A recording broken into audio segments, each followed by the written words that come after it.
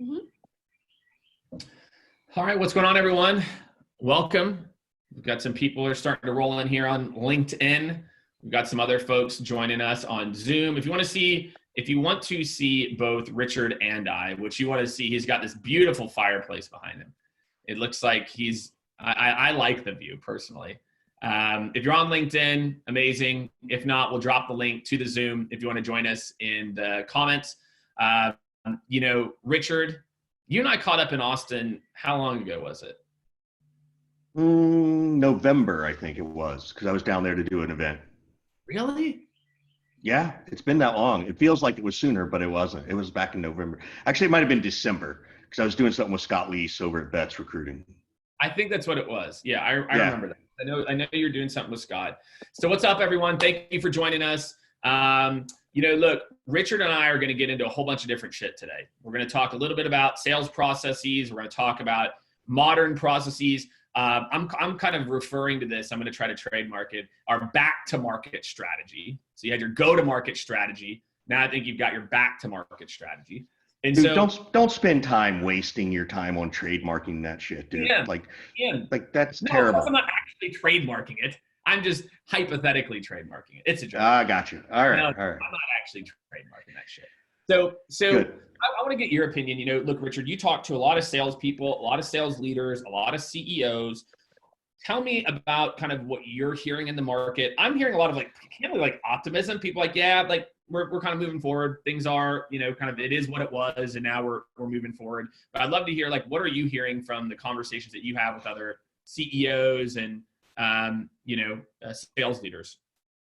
So I think everybody pressed pause pretty hard in March, right? It was a process of, I called it, they had to re-onboard people, right? You had to re-onboard after making some financial decisions and headcount decisions. Then you had to re-onboard from a work from home. And now, to your point, they're starting to think about moving forward. I can tell you that I'm seeing the internal requests come in for training. Hey, Richard, how do you do training? What kind of training do you have? What do you have for virtual? Nobody's pulling the trigger just yet. But they're starting to do research, and I'm calling them the early adopters, right? The people who are like, okay, we've reached this new normal. We need to start planning for the rest of the year. Probably going to be virtual, but maybe it'll be live. And those are the conversations I'm having. And then I also saw a post from Carolyn who has an office in Austin, and she's even hearing the same thing. She's talking to clients who are starting to hire and starting to use recruiters, which is really nice, because I do think with the massive abundance of people who are out there, recruiters can, in short, be a little bit like an SDR process for you, as long as you work really well with them, so that you spend your time on the right candidates. Not that everybody doesn't deserve a job. Everybody should have a job, but that's what I'm seeing. And so the CEOs I'm talking to are talking about moving forward in a pragmatic way, right? And they're starting to adjust. So that's what I'm seeing. What do you see? I think it's more of the same. I'm going to try to adjust my volume here with the LinkedIn Live. Can be a little finicky. And so there was this really amazing tapping noise last time, which was like the computer tapping into something. I don't know what the hell it was. All right, so we'll continue. Guys, do me a favor. If you're on the LinkedIn Live and the volume continues to be an issue, because I can see it here. I don't know what it is. It's like it kind of picks up and then doesn't pick up. So I don't know. Maybe what I can try. Yeah. So I don't know. I don't have a good solution for it. Welcome to LinkedIn Live. This is what happens sometimes. So what we'll do is make sure you join in the Zoom too. Kara Davis just dropped it. It's this, if you guys join this link, then you can get a view to where if you are having volume issues. So I think that's exactly what we're seeing. Richard, is that people are ready to get on the other side of this. They maybe are willing to do some commitments, or at least have the conversations about what comes next, And so I think that's really what That's why I think LinkedIn Live.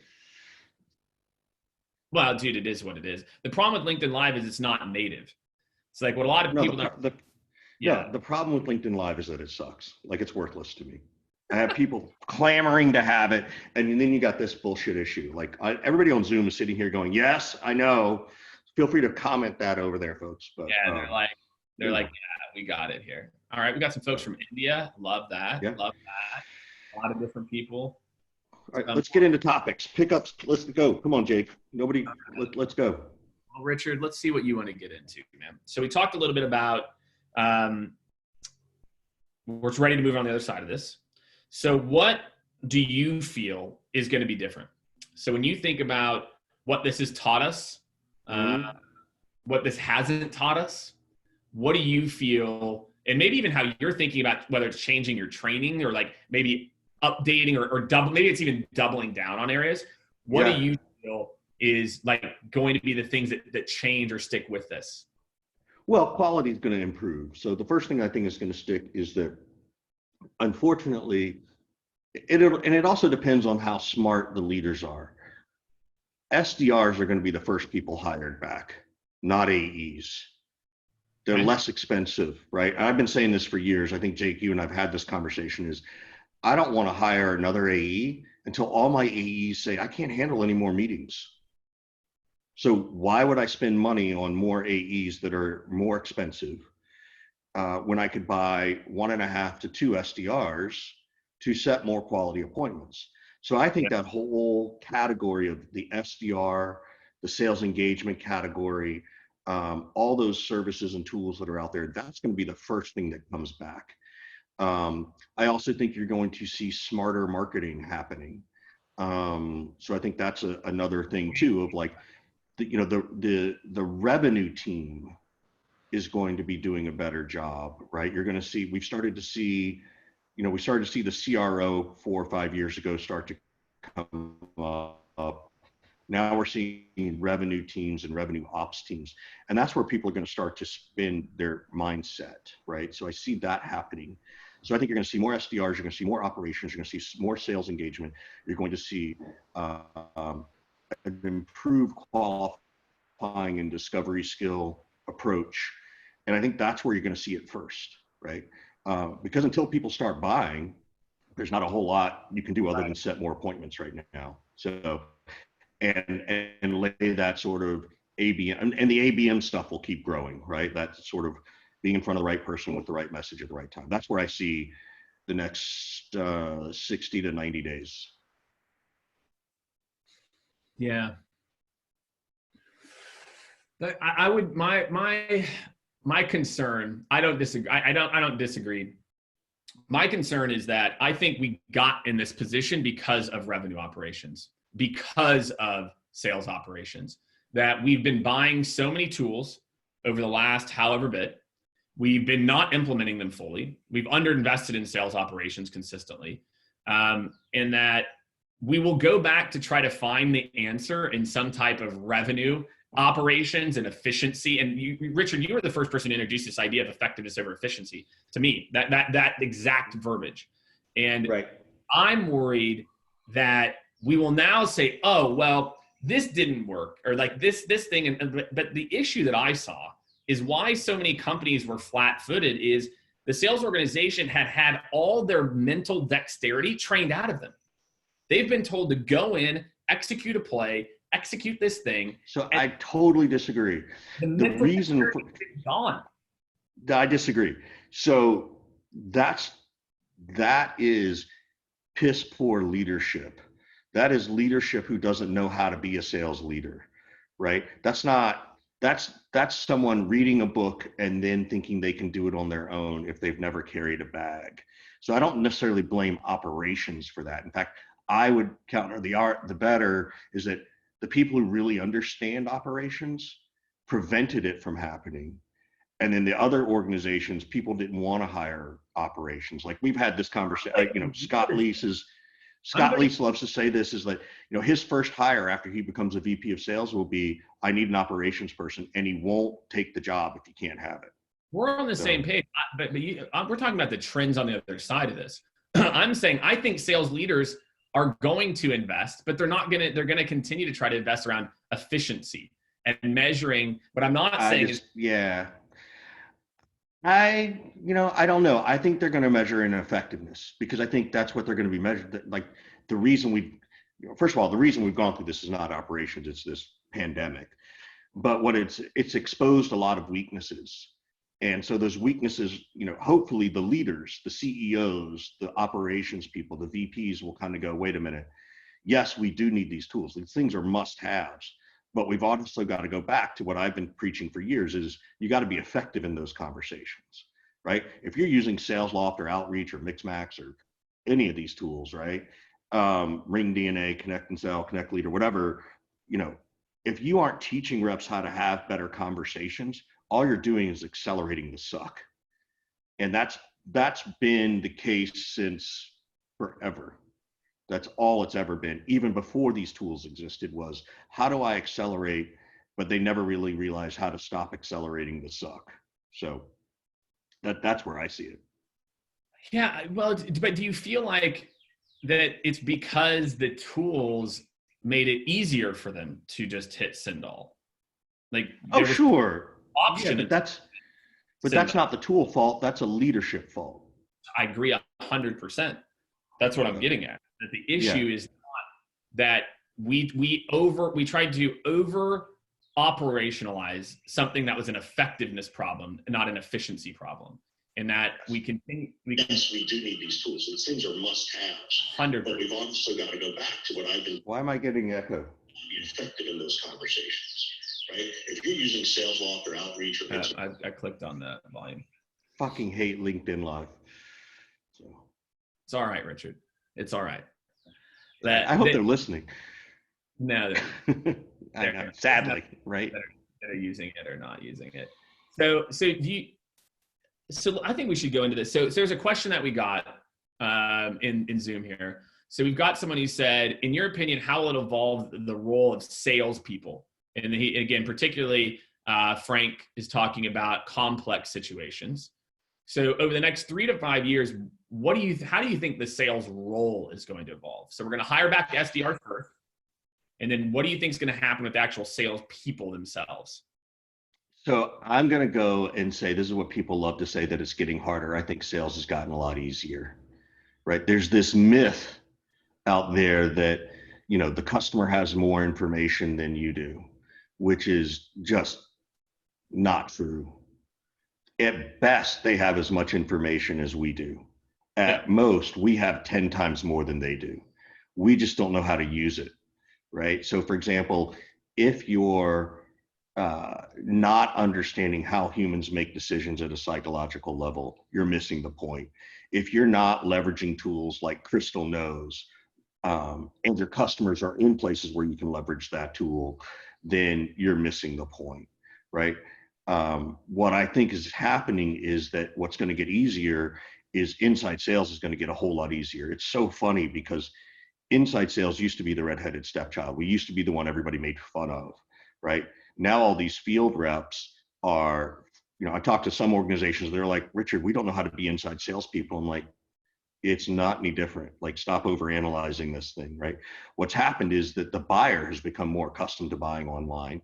I remember that, well, I don't want to get into that long story, but the point is that it's going to become a lot easier to do our jobs because people are going to realize that they can be more effective and efficient by having a Zoom meeting rather than trying to gather 5 people in a conference room and all those kinds of things. So I think the buying is going to be easier. We've seen people be able to sell 6 and 7 figure deals without ever actually shaking someone's hand.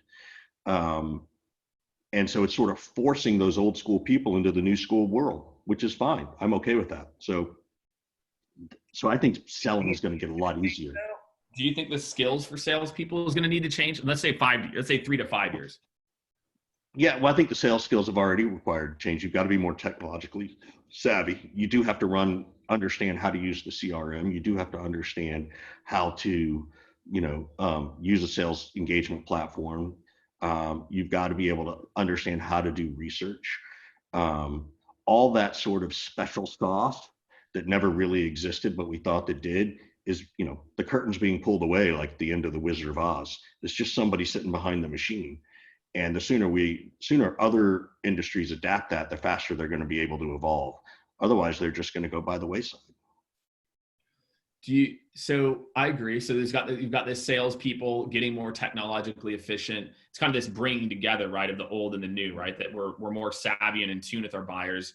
I agree. Buyers don't have access to as much. It's getting better, right? It's getting better, meaning like buyers do have access to more. I do see a lot of this. To me, the big skill improvement, because it's always been a skill, is I feel like because let's assume that in 3 to 5 years it's more, but salespeople will have to be more project management, which candidly good salespeople already are. They know how to bring in the right people, keep a process going, keeping things moving, etc. And I feel like buyers that come to the process at a certain point are going to need more someone who can help to wrangle things, and especially I'm talking about complex deals versus like purely transactional insight. That this has always been something that they need, but I think they're going to expect it. They're going to expect people to have more skills about shepherding the process versus purely, trying to, I don't know, like, just sell and then have the other people figure it out. I just feel like that it's going to be more required.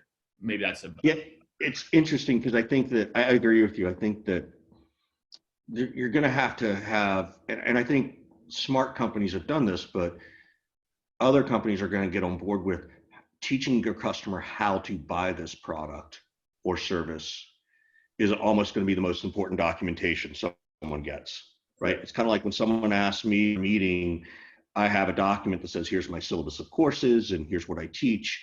And I created this document when I first started 7 or 8 years ago. I just thought about it over the weekend. I dusted it off, and nowhere in my syllabus do I have a first section that says, by the way, if you're buying sales training, here are the stuff you should look at.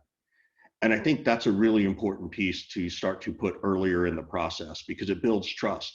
And you're going to have to say, go do your research, AKA competition. I don't necessarily want to say go look at the competitors, but I would say go do your market research.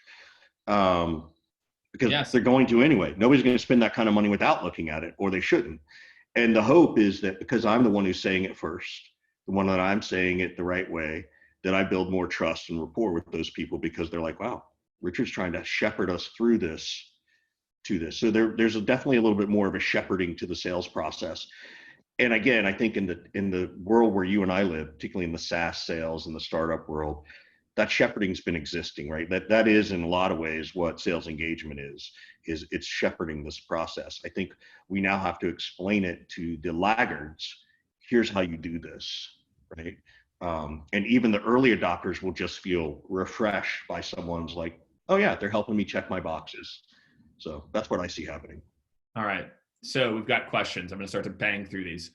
Anonymous attendee. Anonymous. It's very mysterious of you. What's the best way to talk about your product to get a meeting without being pushed in a "we don't need any product right now" bucket? And I'm gonna caveat this. I'm gonna say assume that these people that this is a 1 month from now conversation. So let's assume that it's not just like it's the virus and so we're delaying it. Let's assume that this person actually gets feedback consistently, like, hey, not right now. Like, what's your best advice for people that get the not right now bucket? And you can put a little Corona twist, but I think the future would be more helpful. Well, I think this has always been the case, and I think Corona's helped us refine this message. Is one, that tells me the message isn't right. You're not hitting them with the right message. If they're saying something about product, that means you're pitching the product. You're not talking about the pain. You got to pitch the pain, right?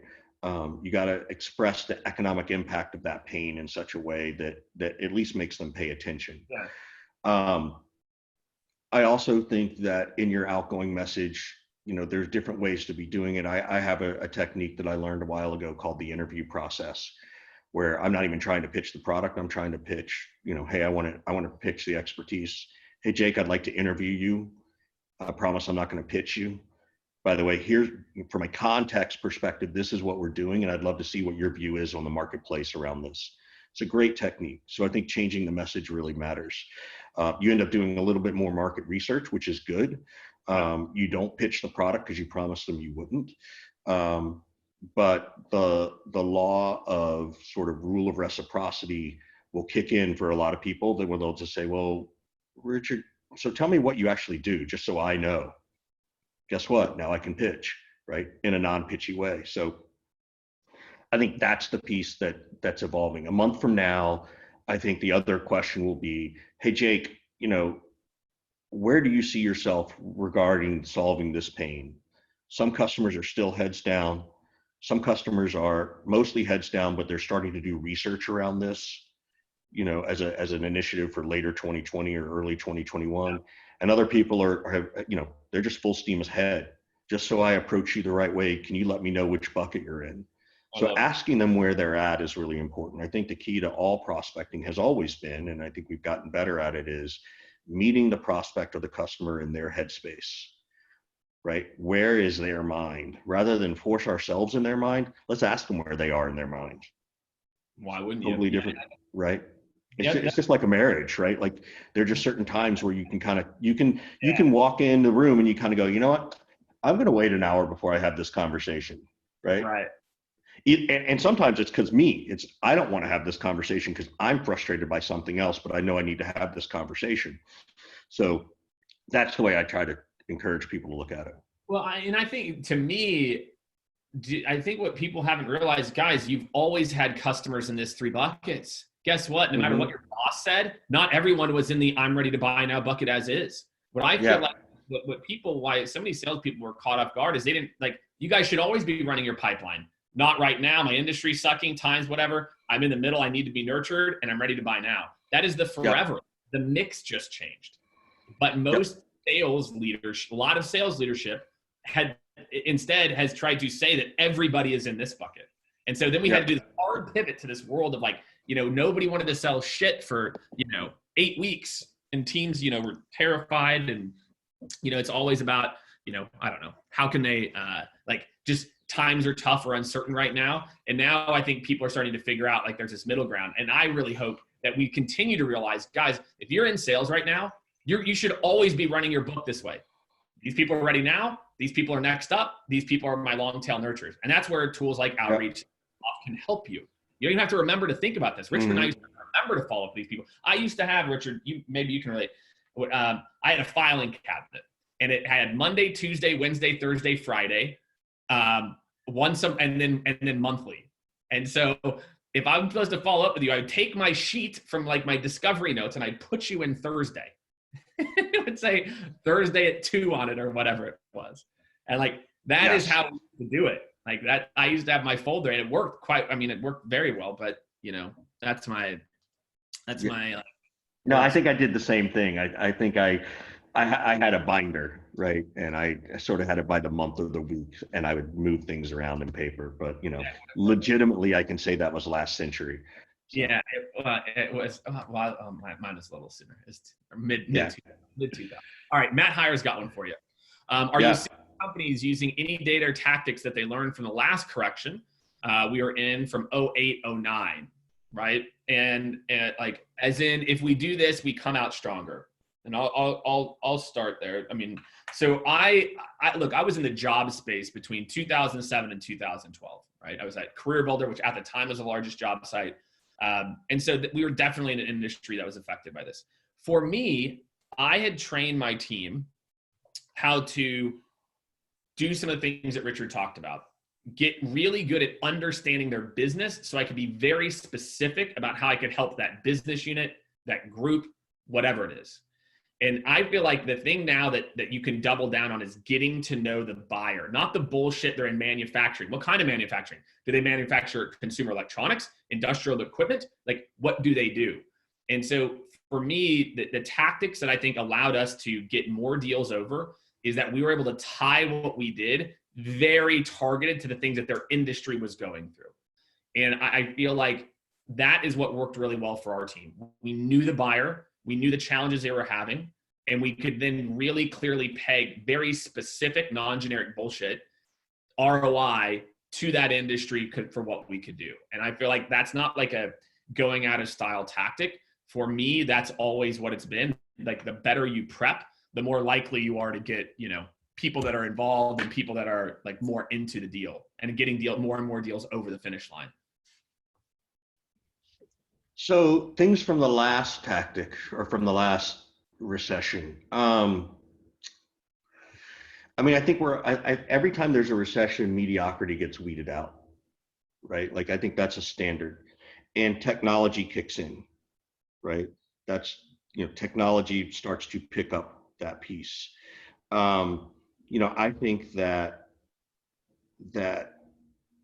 God, I don't know that the technology existed as well as it does today in the sales world, other than to say there was a gap and some new technologies came in to help fill those gaps. Yeah. This time, the technology has accelerated so fast that there's already technology to fill the gaps that we're filling, right? So, for example, what's different, when you maybe had 30 or 40 or 50 or 60 salespeople in 2006 and you got weeded out. Yeah. You still had more people doing stuff in a manual process. Well, because of that, we figured out this new technology to say, well, wait, I could have 10 people doing what 40 people used to do in the sales world, right? In a lot of ways. So I think that's happening. I think online learning is different again. So the technology influx is better. Thanks for the music. It's better there. But I don't know that there's a tactic that's really changed or learning from last time. I also was not well, I guess I was in a leadership role, but it was different because I went from one type of leadership role down. I had to take like 2 steps back to eat some humble pie to come out of it. So I was so focused on me. It was very different. I will tell you, here's one thing that I think that will come out of it that is similar, is that those who have mentors and those who have people to go to ask for advice will be the first people to come out of it. And those will be the ones to adapt the most. And I think that's probably similar all along from back then. It is. Long answer. I agree too. And that's something I don't think I fully appreciated until much too late in life. But there's also a mindset. Like, dude, the mindset, I thank God that, my first 10 years of experience, I got experience through that. Because then you have to have the mindset. Your mindset is very binary. It's either, we got to figure this out and let's do this thing. Or it's, oh my gosh, the whole economy is collapsed. So, whatever it is, as opposed to like, no, like there's no option. Like we're going to find the ways, we're going to find the workarounds. We're going to find like the interesting new ways to engage with people. Yeah. And I think we've always known those things. We've just had to sort of rejigger them every time a recession comes around. That's why it's a cycle. That's why it's a circle. It never just breaks. Mm-hmm. Yeah. We forget very, very quickly what happens. Yep. This is a good one. I have no clue which way you're going to go on this. Grayson Fulbright. What's up, Grayson? Grayson says sales development as a specialized role function versus entry-level track to closing roles. How do you see this transition? Or is this, I'm going to add a caveat, or is this a thing like in the wake of like digital work from home? So there's some people that there's way too many fucking buzzwords in there for me to even understand what was asked. Break it down for a simple guy. All right. I'm going to paraphrase. I got you. Don't worry. The question is, and I lost your sound. I don't know. I'm here. Can't hear you, Jake. Can everyone else hear me? I'm seeing my thing. It's moving. They can hear me.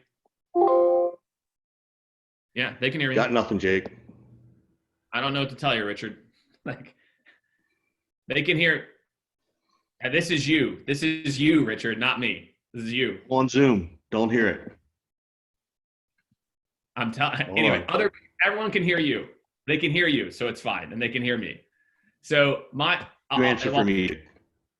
Did you get it? Jake, got nothing. I can hear you. Now I can. All right. What do you got? All right. We could hear you. Everyone could hear everyone. I don't know what it was. So break that question down for me. I'm going to break it down for you. So the question was, there's been a lot of talk of people saying that the SDR role should or could be its own role and not always viewed as a feeder for sales organizations. That we should, and there's a guy, Colin Cadmus in particular, was one of the first people I heard talk about this. I have very specific opinions about this, but like the idea of having an SDR role where that's what they do. It's their jam. There's careers that you move up into, I guess, bigger deals and enterprise and leadership, but that's the role, like that as a career path versus a entry-level role for sales. So first of all, people are looking at that completely wrong. The SDR role is the gateway drug to the company. Just because you go into an SDR role does not mean you have to choose a career in sales. I mean, seriously, who at the age of 23 knows they want to do anything for the rest of their life? Right? Assuming we're talking about the traditional SDR role. So maybe someone comes in and they wash out in 3 months or 6 months as an SDR. They just aren't closers. Well, why wouldn't you put them in customer success? How about demand gen? How about HR? They've got company knowledge. They have passion. They care. So this thought that you can only be an SDR and AE is again, it's one of those frustrations I have with the short-mindedness of leadership who don't understand sales. Yeah. It's just silly not to say, well, where else can I put these people in the organization? Right? There's got to be somewhere else. That doesn't happen, Richard. I feel like that's aspiration. Like I don't see that happening. Well, it's not happening because nobody thinks about it that way. They all think that everybody in sales has to be in sales forever. And it's like, you need to stop thinking that and start going, when I was 23, did I know I wanted to do X? Because you didn't, right? Very few people decide to sort of make that their career choice at the age of 23. And who's to say that in 5 years, you're not going to come up with your own brilliant idea? What this is that this is leadership sitting here dreaming about becoming millionaires and billionaires and not wanting anything to derail that process because they think everybody should fit into this little category. And I think that that's a terrible, terrible, terrible mindset. So in sales, keep that in mind, keep in mind, salespeople and SDRs in particular, you're there to help make people millionaires and billionaires, not yourself. You're there to get experience so you can go do it yourself later. But, don't buy into all that other shit. What do you do about it? Right? Like if you're an SDR in that scenario, I mean, I think that the answer is you got to better your own skill sets outside of it. And you can't wait for the company to do it. Well, right? you decide what it is you're passionate about, right? You need to, one of my favorite questions to ask interviewers, I think, is if you could have any job in the world right now and you're 23, if you could have your dream job, what would it be? And then whatever they answer, I say, well, what's stopping you? Because I need to know what's stopping them. Because at some point they're 20 something years old, 30 something years old. I don't expect them to, ride the L train all the way into Chicago every day. Like that stuff doesn't exist. So you might as well know what you're working with. And I think people need to acknowledge that, right? Now it's up to leadership and that rep to decide, well, am I going to do this for a year? Am I going to do this for 2 years? Like that's part of the game. So. But do you feel, but also, yeah. And then once you do that, you got to double down on yourself, right? Like if you want to go and be an HR, great. Then you should be taking night classes on getting training to be an HR. If you want to do that, you can't rely on what I mean? I don't think everybody knows that. Oh, of course. That's what I'm saying. As you figure it out and you want to try new things, I think the other thing you can't do is say, oh yeah, I want to be in marketing. Okay, cool. Have you went and taken HubSpot's courses? Oh, well, no. Then no, you're not going to get the at bat. That's not what your work experience is. So I want to answer, there's a great comment coming in on Zoom that says, someone thinks I'm answering this purely from the SDR entry-level perspective. Look, I love lifetime SDR people. Like if there are those people who have done their job and this is where they've decided they want to be, I'm all for it, man. Like I really, really love that. And if you think you can contribute in that capacity, then find it. If I could find more, I call them sort of the lifers of the SDR sales world. I love that. Like those are the students of sales. Those are the students who figured out what they like and what they love. And I think that's fantastic. So I'm a big fan of that as well. So that to your point, I will stand corrected that, not every SDR comes in as the 20 something out of college. That just, that's the stereotype because that's what the data shows. But when there are people who've been doing this for a long time, I eat those people up all day long. I would love to hire that person. So. Sure. All right. So the answer, Grayson, is yes, these roles are going to continue to exist. More and more sales leaders and leaders in general are going to be creating paths for SDRs that maybe don't exist today. I also think that there's nothing wrong if you're an SDR and want to go in sales.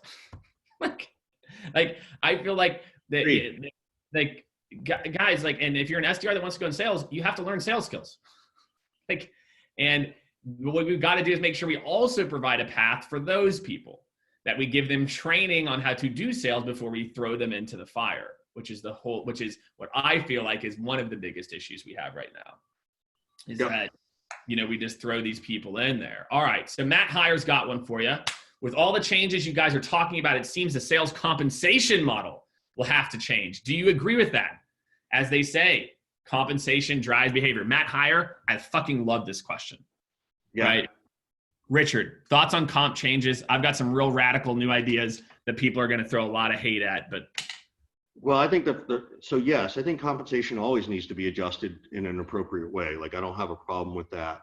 What I have a problem with is when leadership can't figure it out and they make you wait halfway through the quarter for compensation to be rolled out to you. And it's kind of like, please, stop that stuff, right? That's a big thing. I think the other big radical thing is that compensation for marketing has to be done differently, right? It's not about MQLs and SALs and SQLs.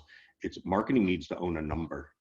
And even if that means part of their business is tracked to just the overall number, I'm okay with that. I'm less concerned about, well, did it generate in marketing? Did the first touch come from marketing? I was like, I don't care. Like, you can't measure brand that way anyway, right? I think you can bonus out. I think you can create a comp plan for marketing around, for example, here's my favorite thing is, why isn't marketing being compensated as a bonus to make sure that there's, two case studies written every quarter for each vertical? Like, why wouldn't that be a compensation thing? Now, you can't always tie that back to, which deal did that come to? But sales, by all means, would love to have those things refreshed every quarter. A video, let's say you have this customer, great. Well, get comped on getting a case study, getting a video testimonial, getting a CEO quote, like all those things. That's what you need in sales. And that's what I think marketing should be focusing on, in addition to the larger brand and driving the funnel and those things. So I feel like compensation there needs to adjust. But I'm curious to hear your radical ideas. Well, okay, so you're talking about marketing being like more tied to revenue. I'm 100% down with that. I think that it's important. I also completely agree. We can't not let marketing get compensated for brand, right? You can't have 100% of marketing's revenue tied to leads. It becomes too short-term focused, as opposed to building brand is something that pays off over time, right? And so you have to have both of these. Griffin Lee says, Richard, you fire me up. Woo! Richard. Love it. All right. So here's some ideas. I want to hear your radical ideas on compensation. I'm getting to it right now. So here's the first one, that it's a symptom of how segregated the roles are in sales right now. And the first one is that I don't think salespeople should be paid 100% of their commission based on just closing the deal. I think that every single salesperson should make X% when they close the deal and X% when people achieve Y usage. That it's the only way to make the customer journey better. Right now, people are first year churn, Richard, when you go talk to SaaS companies, is atrocious. And it's for this exact reason. The salesperson has no incentive. But that's also a customer success issue. No, because they're not being set up for success. These people have never been sold in the first place. These are clients that get jammed through with promises of this and this and this, and nobody's held accountable. And so success is just stuck with it. They don't have a choice. I'm torn on that, because on the one hand, I can see the value in what you're saying, but some of that comes back to organizational structure and the handoff process and an onboarding process that may or may not work. I think customer success should be tied to usage 100%. And the faster it's used, the higher your percentage. Like, if you can get them to X part in 30 days, you get this much of your bonus. If it get them to this part in 60 days, then you only get this part of your bonus. Because my concern, and again, it depends on the pipeline, is AE, and there's a trade-off here, because I understand the long-term revenue value. That's it. Right. But the question then is, you still have to be going to get new business. And so there's a direct opportunity cost of an AE not being able to go after a next set of new business. because the onboarding process is broken. I'm not saying that maybe there needs to be a bad thing for the customer. Is that let's put the cut, like, I feel like we've lost, guys, this is about the customer's experience. Like what's better for the customer, that you get jammed through and I don't know who it is. Richard goes away. I never talk to him again. And I just happened to get a bad onboarding rep. Like, that's how I think. I think, how do I drive it? That's a process issue. If I get a bad onboarding rep, that's not the AE's fault. But the AE needs to be tied to usage. If the AE is tied to usage, they will help to work through that, as opposed to that customer just turns out. Again, I'm torn on this. I'm not going to say it's right or wrong, other than I like to cause controversy with you, but more fun.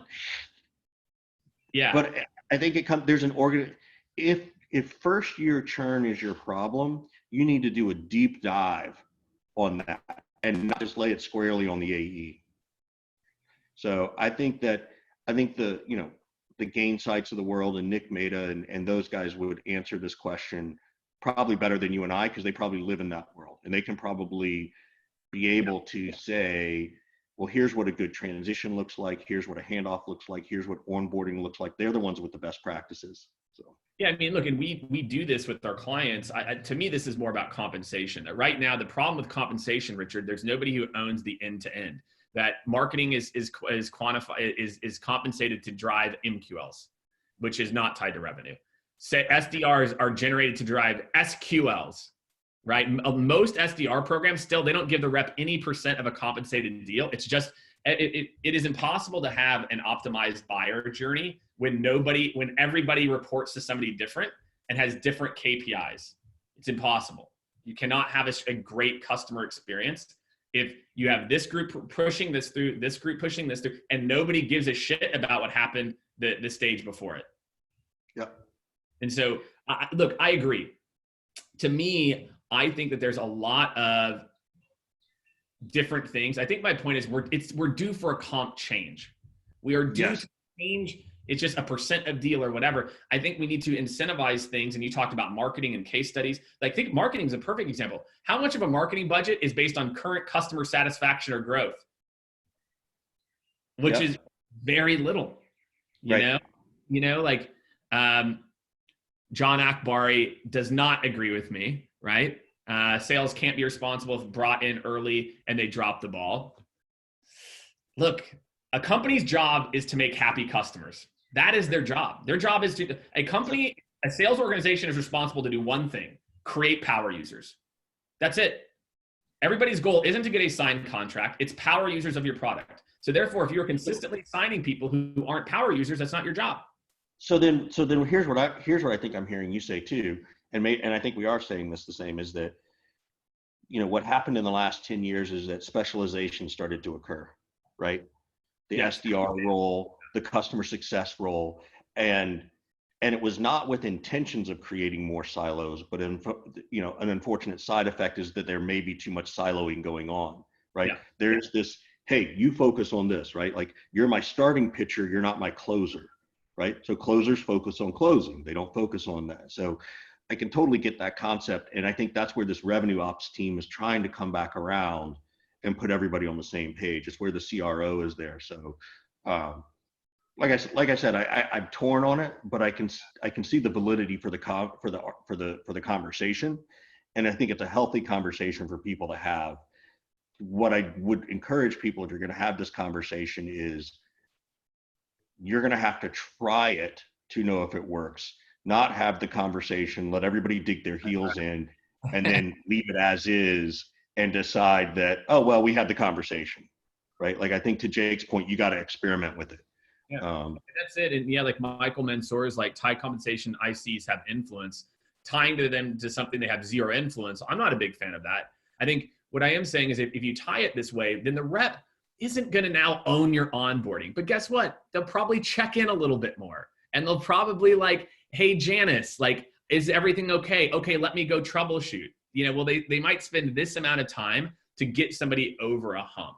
And again, is it 50-50? Is it 75-20? I don't know what it is, but I feel like we've got to create some types of comp plans that create continuity, that ensure it's continuity for the customer. What if you did it this way? What if you made it as part of the overage, right? If you did it in a way that says, hey, look, you're going to get comped here, but you can make an extra couple of points if you talk to your customer 4 times Totally fine with and it. document it, Yeah, right? And totally fine.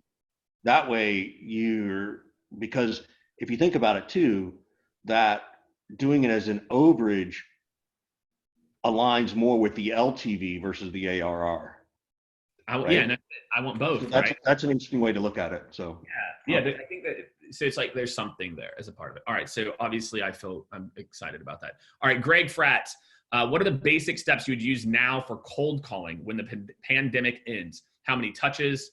Thank you.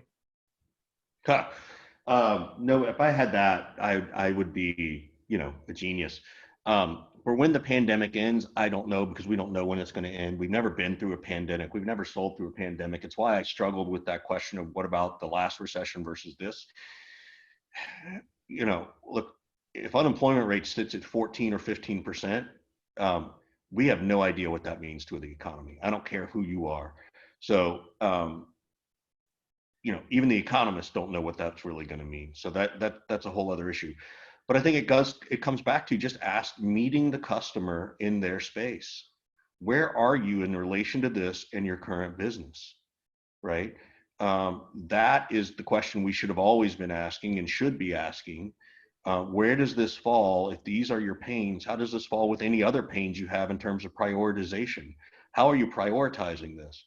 So I think the number of touches, you know, I'm not the right guy to answer that question. I don't know that Jake is, right. Like that's that's the stuff that, I think Gong is really good at this. Gong is really good at this sort of data of Number of what to touches. say, when to say it, how to say it.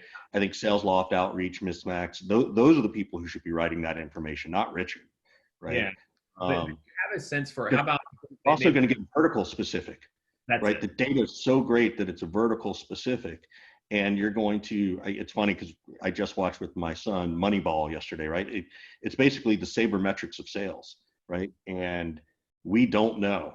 Um, and the data is so skewed right now because it's even more fragmented than it used to be, because people are in and out of jobs, they're leaving, like, it's crazy. So it's interesting.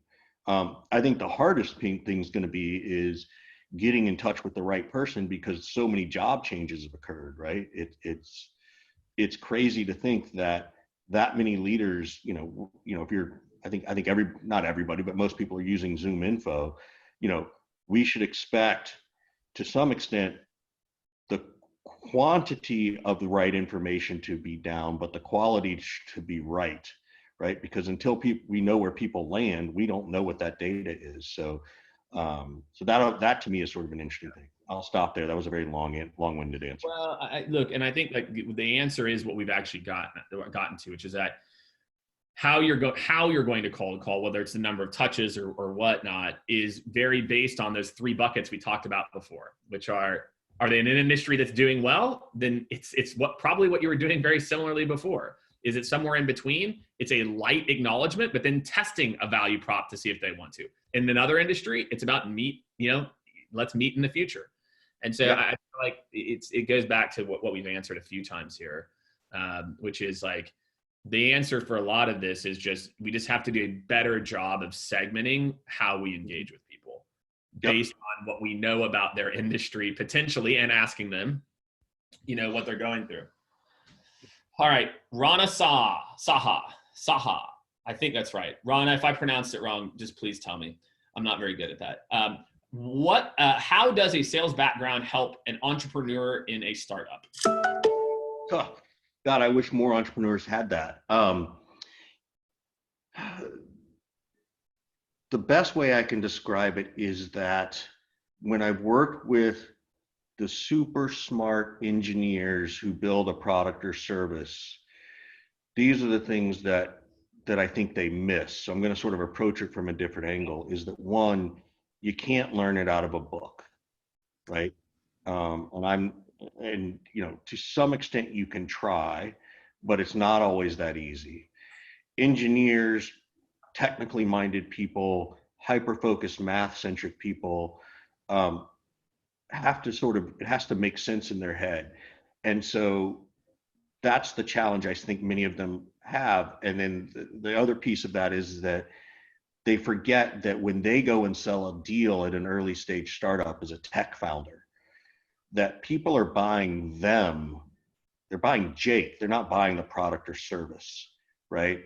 Or they're buying them as much as the product or service. They're buying a trust. They're buying a passion. They're seeing it in them, right? If you watch Shark Tank enough, you see it all the time where they invest in these people because they know that they will solve the problem, even if it's not necessarily the right solution. That's what they're buying when they do that on Shark Tank, is they're buying the person as much as they're buying the product or service. So on the flip side of that, salespeople understand the process and understand what it takes to get through the process, and sometimes may overanalyze, right, on that process side. So I think it's really good if a founder has a business background. But I think that's where the yin and yang come together, where if you're a tech-minded person, you need to find the business person. If you're a business person, you need to find the tech person to make the product or service better. Yep. Yeah, I will triple down on that I think at the only issue as a sales leader person becoming an entrepreneur is sales, as Richard, what you pointed out in the very beginning, sales tends to be very siloed in an org. And so you kind of only know the revenue side. You don't really have a strong of understanding of finance, operations, product, the other parts of a business. And so that's where, you know, whether you're getting that knowledge when you're in-house or you find someone with that skill set, I think that's really the only other thing that I've seen that you needed to a bit of a mix of that. All right, so we've got time for maybe a couple more questions here. Let's see. Let's go with this one from Griffin. He said, thoughts on selling into specific verticals. The company has multiple use cases, HR, sales, IT. Should each rep have one vertical to sell into? Question mark. It's a good question. I'm not sure the answer to that because it depends. I think it depends on the organization. I think specialization matters. I think that in things that work, I also think it tends to be how strong are your case studies on each of the verticals, right? And what's the TAM of that vertical? Because I think that's an important piece. I like it because people can become experts. I get concerned that it could also, unfortunately, become, and I don't mean this lightly, it could become a suicide mission of like, well, if you only let them do that and they aren't successful, does that mean they're a bad rep, or does it mean it's a bad vertical? And I don't think you know the answer to that. Yeah. So that's my answer on it. Yeah, I think that's right. Like as a rep, like you can only get up to speed on so much. And if there's not enough complementary or enough supporting documentation to help someone get up to speed, I think that's going to be very tough. I grew up in a world, when I was in sales, where my first leadership job, the team I ran, we were territory based. So my team, again, but we were selling one product, but we have to learn about what's the difference between hiring an aerospace engineering and for pest control. And I can tell you that the only reason they were able to do that is the training was phenomenal. We had all these different industry briefs, competitor sets, so you could get up to speed. And then eventually what they did, because they realized it, is they moved to verticals for inside sales. Because, when you're talking to an aerospace company, it's much more difficult to go talk to a pest company or something like that, right? All right, Richard. So you have the neat selling, right? And so Griffin's got kind of a follow-up I'm going to let him roll with here. Which is around like handling the sales call, like how to be flexible enough to deal with multiple people. I don't know if Neat incorporates kind of like multiple stakeholders or components of that, but how do talk just a little bit about your kind of sales philosophy and how, and then maybe you can kind of caveat if it does or doesn't talk about like handling multiple stakeholders in a call or set of calls.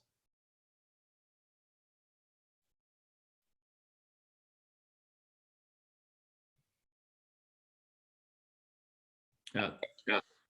There he is. Yeah, I don't know what happened. I think my kids are playing Fortnite. You actually froze in a perfect position. You were thinking, you were like looking to the side like this. And then I was like, oh, he's frozen. So Griffin's question was about multiple stakeholders and what was it? It was, but I also wanted you to talk a little bit about NEAT and just like your philosophy around selling in general. I just think it'd just be like helpful. Like if it incorporates this, great. If not, feel free to talk about both things. But Sure. I think it'd just be good for people to hear. Yeah. So my concept for neat selling came up a couple of years ago in a bar, written down in a notebook, that basically aligns with what I feel like the modern sales process is, which is you've got to focus on need, the economic impact of that need, the access to authority, because you're never going to get to authority anymore, and timeline. And I sort of to replace Bant and Anim and those things. And in all honesty, it was, how do I differentiate myself from any other sales trainer out there? So it was sort of like in a fluke in a bar on a cocktail napkin kind of situation, and trademark it. And then the purpose of it, the way I wrote it was, or I have written it, is that it doesn't necessarily need to follow in that order, right? You're sort of on the buyer journey because of that. And so I just chose NEAT because it was easy to remember and it was kind of silly, and I made a compass out of it, right? I've got a north and an east and an A and a T. And you can start anywhere, right? You can start anywhere. Sometimes it starts with timeline because someone will call and say, hey, I got to get this solved by such and such a date. Okay, well, that means I'm starting with timeline, but I can easily get to need. I can easily get to what's the economic impact of that need. I like economic impact more than ROI because it talks about both sides of the coin, is the way I understand it, meaning that here's what it's going to save you in time and money, but more importantly, what are you going to be able to do with that saved time? What other project can you go do that drives revenue? And those are the things that I think matter. And I think that our friend Rob Jepson has said nobody believes the R in ROI, right? They only believe in the I. They only believe in the investment. They never believe in the R. And so I find that to be very, very true. They're not like, oh my gosh, yes, I'm going to see a 50x return on investment. Yes. So I'm actually going to put something in the chat, Jake. I don't know if you mind, but it doesn't matter because we'll do it anyway. Is that next week I'm doing 2 days of training live on my NEAT selling process. So I'm not charging anybody for it. We've got about 300 people signed up for it. I'm just trying to sort of get back to the community. So there's a registration link in the chat on the Zoom anyway. You sent it to me privately. I'll copy it. Oh, I did? Shit. It's all right. It's easy fix. There we go. Did it. All right. So anyway, so what about handling stakeholders? So for those of you, tune in. It's free. Guys, do it. Sign up for it. Go listen to Richard.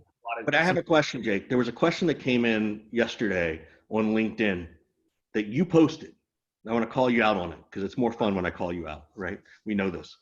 Is that you said, I hate the phrase being being termed as coin operated in sales. Yeah. Right? So I don't have a problem with that. I think, maybe there's some context with it, but we are in sales, we are coin operated, we do enjoy money. It doesn't mean you have to be a jerk about it, though. Yeah, that's different. The difference between wanting to be paid for what you're doing. I think we're in sales. Oh, what happened? You're here. Oh, God, something clicked. I think we're in sales because we want to control our own destiny. I think we want to control how much money we make. But my motivation isn't you put a coin in it and I go dance on stage for you. I'm doing this shit for me. I'm not doing this for coin operated is what VCs use. And Richard, I'm sure you've been in these conversations where they're like, oh, building a sales team, it's coin, like these reps are coin operated. The outcomes just happen. You put a coin in, you get $10 out the other end. That is the mindset that I have a problem with. I've got no problem with people. Look, of course I want people, like, that's why we're in sales. We're in sales for the freedom. We're in sales for the merit that I make more money based on my own performance. But we're not, if it would, I don't think there's a single seller who doesn't have intrinsic motivations around competition or other things as much as some of these other like other skills or things that you might think about when you think about sales. So I just have a problem that that there's a vantage point that sales organizations are coin operated. It makes things sound way too easy. I wish people were coin operated. I wish to God I could just pay someone $250,000 and that they would always produce XY widgets. Never happens. So that is It seems That like is some the revenue machine, though, Jake. but it doesn't here's the exist. thing. That's If my a point. VC, so first of all, I'm not in a lot of these conversations because VCs don't like to talk to me because I call them out on this bullshit all the time. Right? Yes. My opinion is that you're not owning who you are, right? If you're part of the revenue machine, yeah, a certain number in brings a certain number out. Now, what I don't like is if they're going to try and commoditize that, that's a problem. But the other thing too is like, that's what they're paying me for anyway, so I'm going to own it, right? Whether they say I'm coin operated or I say, well, I'm controlling my destiny, you're saying the same thing. And we got way bigger problems to worry about than whether the VC calls me coin operated, right?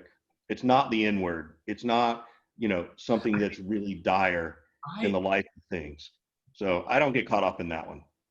Dude, I feel like it's a problem. I feel like if we are trying to move away, that it is this repeated that there's a human element to it. It completely strips out the human element. When you say it's a coin, but I can plug in I can plug in you, I can plug in Tim, I can plug in whatever. I plug in, salespeople are coin operated. You put in X coins, you get X out the back end. That's also part of the problem because we've allowed that to occur as sales leaders, right? I think Max Altshuler said this best, which is that the 4-year cliff is ridiculous, right? The VP of sales only sticks around for 18 months because all of a sudden the owner thinks they know what they're doing or the board's trying to do that. Well, then if that's the average, why isn't my tenure and my options set to 4 years? I mean, set to 18 months, not 4 years, right? The problem is the VCs, as much as they don't want to hear it, they've all become old dinosaurs, right? And that's okay. They got the money. They're allowed to do those things. I'm not saying that this is why they don't like to talk to me sometimes. The smart ones do. But, they're unwilling to change the game because nobody else is changing the game. They're unwilling to disrupt themselves in a compensation world, which is what you're talking about, because they don't want to, right? Because they're afraid, right? And that's fair. And they're not it's not like looping them together either. There's some that are way more forward thinking and others that aren't. Totally agree with you. Totally agree. I just don't see it there. So anyway, so that it's just an interesting conversation is that, imagine if all the VPs of sales just all of a sudden said, look, yeah, you got to change my cliff to 2 years. That'll never happen. Right? They're too soft. That would, VP of sales are too addicted to the money. The problem is why VPs of sales struggle to adapt and to make the tough decisions is they get addicted to lifestyles that require $400,000 to $500,000 a year. And then they just keep doing it because that's what their lifestyle perpetuates.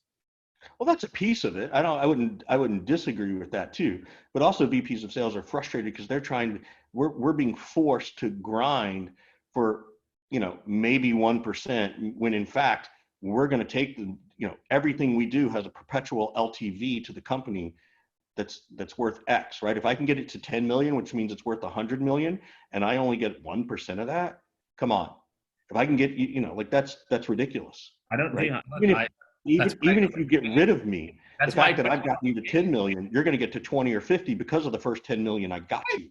That's why I quit the game. It was very clear. It was very clear to me after my second VP of sales role. I'm like, oh, so you're going to keep paying me, and each roll up as I get older and people think I'm smarter, I'll make 400,000, and that's it. Yep, that's it. And I saw it when I was 30. Like it was apparent to me when I was 33. I'm like, dude, this is not interested in being on this hamster wheel. Absolutely. I can't control. Even if I crush it, I still am going to get let go for the older salesperson who's seen around the corners, and it doesn't matter until you become the old salesperson. That's it. It's not merit. It's funny. I think we just went from 45 to 36 people on Zoom. I must have pissed off all the VPs. We got it, Rod. It's the hour. Everyone's got meetings and shit. So Richard, and let me know when you're coming to Austin next. I'm sure. Let me know for sure. I'll be out there whenever people can come to California again. Whenever we can travel. I know, dude. Awesome. Right, by the way, for those of you who don't know, Jake knows all the excellent food places in Austin. He took me to 2 or 3 of them. So if you're looking for a good food recommendation, he's a foodie there. So thanks, Jake. Good to catch up with you. See you guys.